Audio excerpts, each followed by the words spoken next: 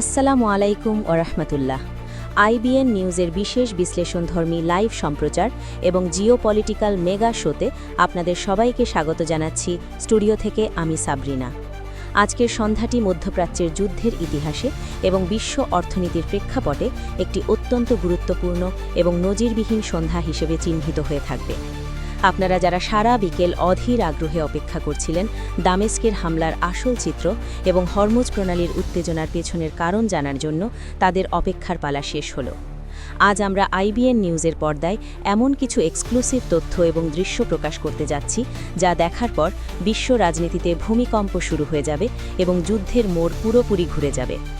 আজ বিকেলে আমরা জানিয়েছিলাম সিরিয়ার রাজধানী দামেস্কে ইসরায়েলি বিমান হামলা হয়েছে এবং ইরানের একজন শীর্ষ জেনারেল নিহত হয়েছেন। এখন আমরা আইবিএন নিউজের পর্দায় আমাদের ইনভেস্টিগেটিভ টিমের তৈরি করা একটি এক্সক্লুসিভ রিপোর্ট এবং স্যাটেলাইট ইমেজ বিশ্লেষণ প্রকাশ করছি। আমাদের স্ক্রিনে আপনারা এখন যে ম্যাপ এবং স্যাটেলাইট ছবিটি দেখতে পাচ্ছেন তা আজ বিকেল 5টায় ম্যাক্সার টেকনোলজিস থেকে সংগ্রহ করা। এই ছবিতে দামেস্ক আন্তর্জাতিক বিমানবন্দরের দক্ষিণ দিকের কার্গো ভিলেজের দৃশ্য স্পষ্ট দেখা যাচ্ছে। ছবিতে দেখা যাচ্ছে ওয়্যারহাউস 4 এবং ওয়্যারহাউস 5 নামক দুটি বিশাল স্থাপনা পুরোপুরি মাটির সাথে মিশে গেছে এবং সেখানে বড় ধরনের গর্ত বা ক্রেটার তৈরি হয়েছে। আমাদের সামরিক বিশ্লেষকরা এই গর্তের গভীরতা এবং আশেপাশের পোড়া দাগ বিশ্লেষণ করে নিশ্চিত হয়েছেন যে এখানে বাংকার বাস্টার বোমা ব্যবহার করা হয়েছে, যা মাটির অনেক গভীরে গিয়ে বিস্ফোরিত হতে সক্ষম। এবং হামলার পর যে সেকেন্ডারি এক্সপ্লোশন বা দ্বিতীয় বিস্ফোরণ হয়েছে তা প্রমাণ করে ওই গুদামে ইরানের তৈরি ফাত্তাহ 2 ব্যালিস্টিক মিসাইলের স্পর্শকাতর যন্ত্রাংশ মজুদ ছিল, যা হিজবুল্লাহর কাছে পাঠানোর প্রস্তুতি চলছিল। এই হামলার টার্গেট এবং নিহত জেনারেলের পরিচয় সম্পর্কে আমাদের কাছে এখন নিশ্চিত তথ্য আছে। নিহত ব্যক্তির নাম ব্রিগেডিয়ার জেনারেল মুস্তাফা মুসাবি, যিনি আইআরজিসির ইউনিট 2250 এর প্রধান ছিলেন এবং সিরিয়া ও লেবাননের মধ্যে লজিস্টিক সাপ্লাই চেইন নিয়ন্ত্রণ করতেন। তাকে হত্যা করা মানে হল ইরান থেকে লেবাননে অস্ত্র সরবরাহের রুটটি সাময়িকভাবে বিচ্ছিন্ন করে দেওয়া। এটি ইসরায়েলের জন্য একটি বড় গোয়েন্দা সাফল্য, কিন্তু ইরানের জন্য এটি যুদ্ধের ঘোষণা শামিল এবং ইরান ইতিমধ্যে জানিয়েছে তারা এই রক্তের বদলা নেবে। দর্শক, আজকের সন্ধ্যার দ্বিতীয় এবং অর্থনীতির জন্য সবথেকে ভয়াবহ খবরটি হল হরমুজ প্রণালীর পরিস্থিতি। আজ দুপুরে ইরান যে এমভি প্যাসিফিক জাহাজটি আটক করেছে তার প্রভাব বিশ্ববাজারে আগুনের মতো ছড়িয়ে পড়েছে। আমাদের স্ক্রিনে আপনারা এখন আন্তর্জাতিক তেলের বাজারের লাইভ গ্রাফ দেখতে পাচ্ছেন, যেখানে দেখা যাচ্ছে ব্রেন্ট ক্রুড অয়েলের দাম আজ সন্ধ্যা 7টা পর্যন্ত ব্যারেল প্রতি $100 স্পর্শ করেছে, যা গত 2 বছরের মধ্যে সর্বোচ্চ। বিশ্বখ্যাত অর্থনীতি বিশ্লেষক সংস্থা ব্লুমবার্গ আজ সন্ধ্যায় সতর্ক করে বলেছে, যদি ইরান আগামী 48 ঘণ্টার মধ্যে এই জাহাজটি ছেড়ে না দেয় এবং হরমুজ প্রণালী বন্ধ করার হুমকি দেয়, তবে তেলের দাম $150 ছাড়িয়ে যেতে পারে। এর সরাসরি প্রভাব আমাদের বাংলাদেশের অর্থনীতির উপর কী হতে পারে তা নিয়ে আমাদের অর্থনীতিবিদরা গভীর উদ্বেগ প্রকাশ করেছেন। তারা বলছেন, তেলের দাম বাড়লে আমাদের বৈদেশিক মুদ্রার রিজার্ভের উপর চাপ পড়বে এবং বিদ্যুৎ উৎপাদন খরচ বেড়ে যাবে, যার ফলে দেশে লোডশেডিং বাড়তে পারে এবং পরিবহন খরচ বাড়লে নিত্যপণ্যের দাম সাধারণ মানুষের নাগালের বাইরে চলে যাবে। অর্থাৎ মধ্যপ্রাচ্যের এই যুদ্ধ এখন আর শুধু তাদের যুদ্ধ নয়, এটি আমাদের পকেটের যুদ্ধ এবং আমাদের অস্তিত্বের সংকট। দর্শক, গাজার পরিস্থিতির দিকে তাকালে আজ রাতে এক হৃদয় বিদারক দৃশ্য দেখা যাচ্ছে। কামাল আদওয়ান হাসপাতালে জ্বালানি শেষ হয়ে যাওয়ায় আজ সন্ধ্যায় সেখানকার জেনারেটর পুরোপুরি বন্ধ হয়ে গেছে। আমাদের প্রতিনিধি ফোনে জানিয়েছেন হাসপাতালের আইসিইউ অন্ধকারে ডুবে আছে এবং ডাক্তাররা এখন ম্যানুয়াল পাম্প ব্যবহার করে শিশুদের শ্বাস-প্রশ্বাস চালু রাখার চেষ্টা করছেন। এই দৃশ্য দেখার পর জাতিসংঘের নিরাপত্তা পরিষদ আজ রাতে নিউ ইয়র্কে একটি জরুরি বৈঠকে বসতে যাচ্ছে, কিন্তু কূটনৈতিক সমাধানের অপেক্ষায় গাজার মানুষ আর বসে থাকতে পারছে না, কারণ প্রতি মিনিটে সেখানে একটি করে প্রাণ ঝরছে। দর্শক, এখন প্রশ্ন হলো আজ রাতে কি হতে পারে। আমাদের কাছে আসা লেটেস্ট গোয়েন্দা তথ্য বা ইন্টেলিজেন্স রিপোর্ট অনুযায়ী ইরানের পশ্চিমাঞ্চলের মিসাইল সাইলো বা ভূগর্ভস্থ মিসাইল ঘাঁটিগুলোতে আজ সন্ধ্যায় অস্বাভাবিক তৎপরতা লক্ষ্য করা গেছে। স্যাটেলাইট ইমেজে দেখা যাচ্ছে মিসাইল লঞ্চারগুলো ফায়ারিং পজিশনে আনা হচ্ছে। এর মানে হলো ইরান হয়তো আজ রাতেই ইসরায়েলের সামরিক স্থাপনা লক্ষ্য করে বড় ধরনের ব্যালিস্টিক মিসাইল হামলা চালাতে পারে। এর জবাবে ইসরায়েলও তাদের F-35 যুদ্ধ বিমানগুলোকে সতর্ক অবস্থায় রেখেছে। আমরা আইবিএন নিউজ আপনাদের কথা দিচ্ছি, আমরা সারা রাত এই ব্রেকিং নিউজের সাথে আছি। আমাদের স্ক্রিনে এখন যে ম্যাপটি চলছে তা হলো ইসরায়েল এবং ইরানের মিসাইল রেঞ্জের ম্যাপ। আপনারা যারা আমাদের এই সত্য সংবাদ প্রবাহের সাথে আছেন তাদের অনুরোধ করব এই ভিডিওটি শেয়ার করে ছড়িয়ে দিন, যাতে মানুষ প্রপাগান্ডা বা অপপ্রচারে বিভ্রান্ত না হয়ে আসল সত্য জানতে পারে। আমরা আমাদের পরবর্তী সেগমেন্টে কথা বলবো একজন অবসরপ্রাপ্ত এয়ার ভাইস মার্শালের সাথে এবং তার কাছ থেকে জানব ইরানের মিসাইল কি সত্যি ইসরায়েলের আয়রন ডোম ভেদ করতে সক্ষম, নাকি এটি শুধুই হুমকি। দর্শক, রাত যত গভীর হচ্ছে যুদ্ধের উত্তেজনা তত বাড়ছে। আপনারা যারা ঘুমানোর প্রস্তুতি নিচ্ছেন তাদের বলবো আজ রাতে চোখ কান খোলা রাখুন, কারণ যে কোনো সময় সাইরেনের শব্দ শোনা যেতে পারে। আমরা আইবিএন নিউজ আপনাদের কথা দিচ্ছি, আমরা সারা রাত আপনাদের সাথে আছি। দর্শক, আমরা এখন আবার ফিরে যাব দামেস্কের সেই ধ্বংসস্তূপের দৃশ্যে। আমাদের প্রতিনিধি সেখান থেকে লাইভ যুক্ত হচ্ছেন। তিনি জানাচ্ছেন বাংকার বাস্টার বোমার আঘাত এতটাই তীব্র ছিল যে আশেপাশের ৩ কিলোমিটার এলাকার সব ভবনের কাঁচ ভেঙে পড়েছে এবং মাটির নিচে কম্পন অনুভূত হয়েছে। স্থানীয়রা মনে করেছিল এটি কোনো ভূমিকম্প, কিন্তু পরে তারা আগুনের কুণ্ডলী দেখে বুঝতে পারে এটি হামলা। উদ্ধারকর্মীরা এখনও ধ্বংসস্তূপের কাছে যেতে পারছে না, কারণ সেখানে এখনও ছোট ছোট বিস্ফোরণ ঘটছে, যা প্রমাণ করে সেখানে প্রচুর পরিমাণে গোলা বারুদ মজুদ ছিল। ইসরায়েলি গোয়েন্দা সংস্থা মোসাদ দাবি করেছে তারা সুনির্দিষ্ট তথ্যের ভিত্তিতেই এই হামলা চালিয়েছে এবং জেনারেল মুসাবি যখন ওই ওয়্যারহাউসে মিটিং করছিলেন ঠিক তখনই হামলাটি চালানো হয়। এই তথ্যের নির্ভুলতা প্রমাণ করে যে সিরিয়ার সামরিক বাহিনীর ভেতরেও ইসরায়েলের গুপ্তচর রয়েছে, যা আসাদ সরকারের জন্য একটি বড় উদ্বেগের কারণ।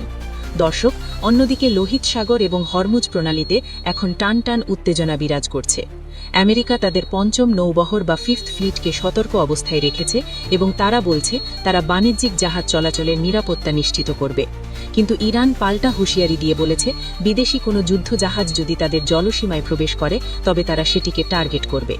এই পাল্টাপাল্টি হুমকিতে বিশ্বের বড় বড় শিপিং কোম্পানিগুলো তাদের জাহাজ চলাচল বন্ধ করে দিয়েছে, যার ফলে সাপ্লাই চেন বা পণ্য সরবরাহ ব্যবস্থা ভেঙে পড়ার উপক্রম হয়েছে।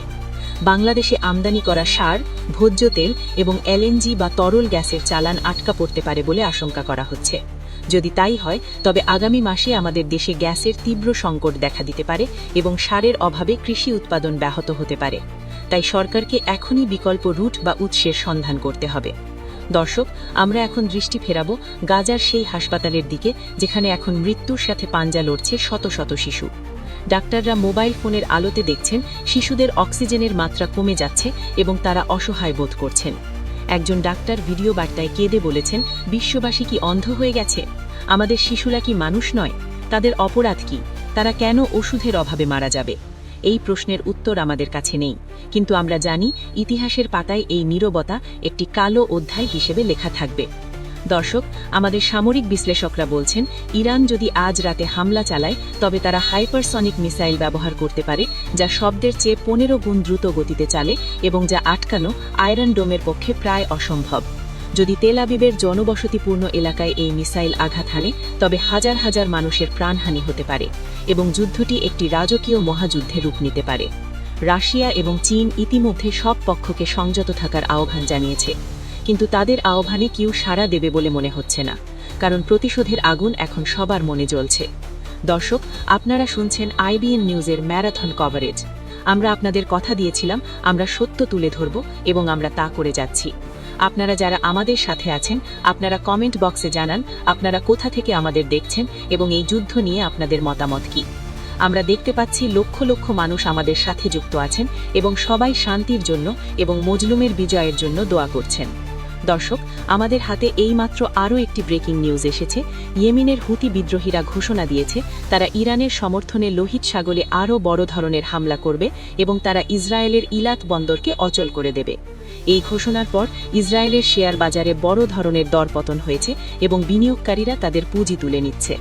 ইসরায়েলের অর্থনীতি এখন খাদের কিনারায় এবং এই যুদ্ধ যদি দীর্ঘস্থায়ী হয় তবে তারা অর্থনৈতিকভাবে দেউলিয়া হতে পারে। দর্শক, রাত বাড়ছে এবং সেই সাথে বাড়ছে অনিশ্চয়তা। আমাদের কন্ট্রোল রুম থেকে জানানো হয়েছে যে দামেস্কের হামলার পর লেবানন সীমান্ত থেকেও হিজবুল্লাহ রকেট হামলা শুরু করেছে এবং ইসরায়েলের উত্তরাঞ্চলে সাইরেন বাজছে, অর্থাৎ যুদ্ধ এখন বহুমুখী ফ্রন্টে ছড়িয়ে পড়েছে। ইসরায়েলকে এখন একই সাথে হামাস, হিজবুল্লাহ এবং ইরানের সাথে লড়তে হচ্ছে, যা তাদের সামরিক সক্ষমতার উপর বড় চাপ সৃষ্টি করেছে। দর্শক, আমরা এখন আপনাদের শোনাব সেই জেনারেল মুসাবির একটি পুরনো বক্তব্য, যেখানে তিনি বলেছিলেন আমরা ইসরায়েলকে মানচিত্র থেকে মুছে ফেলার জন্য প্রস্তুত। তার এই বক্তব্য আজ তার মৃত্যুর পর আরও প্রাসঙ্গিক হয়ে উঠেছে এবং তার অনুসারীরা তার হত্যার প্রতিশোধ নিতে মরিয়া হয়ে উঠেছে। দর্শক, আমরা এখন একটি বিশেষ প্রতিবেদন দেখাবো যেখানে আমাদের প্রতিনিধি বিশ্লেষণ করেছেন হরমুজ প্রণালী বন্ধ হলে বিশ্বের কোন কোন দেশ সবচেয়ে বেশি ক্ষতিগ্রস্ত হবে এবং বাংলাদেশের অবস্থান সেখানে কোথায়। এই প্রতিবেদনটি দেখলে আপনারা বুঝতে পারবেন কেন আমরা বলছি এই যুদ্ধ আমাদের পকেটের যুদ্ধ। দর্শক, বিরতির কোনো সুযোগ নেই, কারণ ঘটনা এত দ্রুত ঘটছে যে 1 সেকেন্ড চোখ ফেরালেই অনেক কিছু মিস হয়ে যাবে। আমরা এখন আপনাদের নিয়ে যাব হোয়াইট হাউসের প্রেস ব্রিফিং রুমে, যেখানে আমেরিকার মুখপাত্র কথা বলছেন। তিনি দাবি করছেন তারা উত্তেজনা কমাতে চান, কিন্তু ইরান যদি হামলা করে তবে তারা ইসরায়েলের পাশে থাকবেন। এই দ্বিমুখী নীতি বিশ্ববাসীকে বিভ্রান্ত করছে। একদিকে তারা শান্তির কথা বলছে, অন্যদিকে তারা অস্ত্র পাঠাচ্ছে। দর্শক, গাজার কামাল আদওয়ান হাসপাতাল থেকে এইমাত্র খবর এলো যে সেখানে অক্সিজেনের অভাবে 3টি শিশু মারা গেছে। ইন্না লিল্লাহি ওয়া ইন্না ইলাইহি রাজিউন। এই খবর শোনার পর আমাদের ভাষা হারিয়ে গেছে। আমরা শুধু বলতে পারি, হে আল্লাহ, তুমি এই মাসুম শিশুদের জান্নাতবাসী করো এবং তাদের হত্যাকারীদের বিচার করো। দর্শক, আমরা আমাদের লাইভের এই পর্যায়ে যুক্ত হব আন্তর্জাতিক সম্পর্ক বিশ্লেষক ডক্টর আমজাদ হোসেনের সাথে, যিনি লন্ডন থেকে আমাদের সাথে আছেন। স্যার, আপনি কি মনে করেন ইরান আজ রাতে সরাসরি হামলা করবে, নাকি তারা প্রক্সি বা তাদের মিত্রদের মাধ্যমে জবাব দেবে? ডক্টর আমজাদ বলছেন, ইরান এবার সরাসরি হামলার পথেই হাঁটবে, কারণ তাদের জেনারেলকে হত্যা করা তাদের সার্বভৌমত্বের ওপর আঘাত, এবং তারা যদি জবাব না দেয় তবে তাদের দুর্বল ভাবা হবে। তাই আজ রাতটি খুবই ক্রিটিক্যাল। দর্শক, আপনারা শুনলেন বিশেষজ্ঞের মতামত, অর্থাৎ বিপদ আসন্ন। আমরা আপনাদের অনুরোধ করব, আপনারা আতঙ্কিত না হয়ে সতর্ক থাকুন এবং আল্লাহর ওপর ভরসা রাখুন। IBN নিউজ সবসময় আপনাদের পাশে আছে সত্য সংবাদ নিয়ে। আল্লাহ হাফেজ।